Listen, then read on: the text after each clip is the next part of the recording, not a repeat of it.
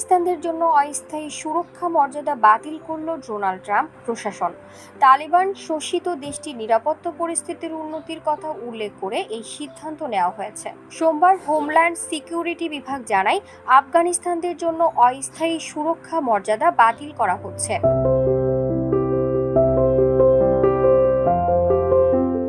Homeland security বিভাগের মন্ত্রী Christie নোয়েন এক বিবৃতিতে বলেন, আফগানিস্তানদের জন্য অস্থায়ী সুরক্ষা মর্যাদা 20 মে শেষ হবে।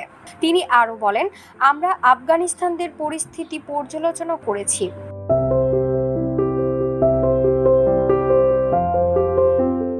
যারা অস্থায়ী সুরক্ষা মর্যাদার অধীনে ছিলেন তাদের আর এই সুবিধার প্রয়োজন নেই। আফগানিস্তানের নিরাপত্তা পরিস্থিতি উন্নতি হয়েছে, যারা যুক্তরাষ্ট্রে আছেন তাদের আর দেশে ফিরতে বাধা নেই।